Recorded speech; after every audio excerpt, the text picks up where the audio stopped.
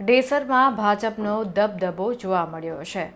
તાલુકા પંચાયતની 2 બેઠકો બિનહરીફ જાહેર કરવામાં આવી છે। ડેસર તાલુકા પંચાયતની 16 બેઠકો માટે ચાલી રહેલી પ્રક્રિયામાં મતદાન પૂર્વે જ 2 બેઠકો બિનહરીફ જાહેર કરવામાં આવી છે, જેનાથી ભાજપના છાવણીમાં વિજયનો ઉત્સાહ જોવા મળી રહ્યો છે। ચૂંટણી પ્રક્રિયા દરમિયાન ઉમેદવારી ફોર્મ પરત ખેંચવાના દિવસે મહત્વના ઉલટફેર જોવા મળ્યા હતા, જે વરસડા બેઠક પરથી કોંગ્રેસના ઉમેદવાર રાકેશ રામસિંહ ભીલે પોતાનું ફોર્મ પરત ખેંચી લેતા ભાજપના સરલાબેન હિતેનકુમાર ભીલ બિનહરીફ વિજેતા જાહેર થયા છે, જ્યારે વેજપુર બેઠક પરથી કોંગ્રેસના ઉમેદવાર પાયલ રાઠોડે મેદાન છોડી ફોર્મ પાછું ખેંચ્યું હતું, જેને પરિણામે ભાજપના કિરણબેન મહેતા બિનહરીફ ચૂંટાયા છે।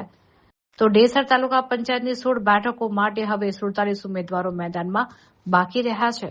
સવારે 11:30 વાગ્યા સુધીમાં 2 ફોર્મ પરત ખેંચાયા હતા, જ્યારે હજી પણ બપોરે 3 વાગ્યા સુધીમાં અન્ય 1 બેઠક બિનહરીફ થવાની પ્રબળ શક્યતા સેવાઈ રહી છે।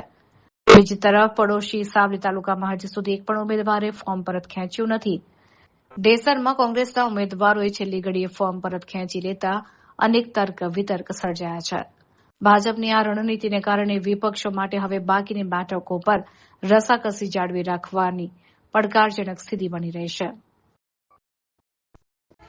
આજરોજ ડેસર જિલ્લા પંચાયતમાં આવતી વેજપુર તાલુકા પંચાયતના કોંગ્રેસના ઉમેદવાર શ્રીમતી પાયલબેન જયપાલસિંહ રાઠોડ મારા સમજાવવાથી આજરોજ તેઓ કોંગ્રેસમાંથી તાલુકા પંચાયતની સીટ ઉપર ફોર્મ પરત ખેંચી રહ્યા છે અને સામેના ઉમેદવાર કિરણબેન ઝલકકુમાર મહેતાને બિનહરીફ વિજેતા જાહેર કરીએ છીએ અને અમે આજે ભારતીય જનતા પાર્ટીને ટેકો આપીએ છીએ અને એક કમળ ભારતીય જનતા પાર્ટીને આજે મોકલીએ છીએ।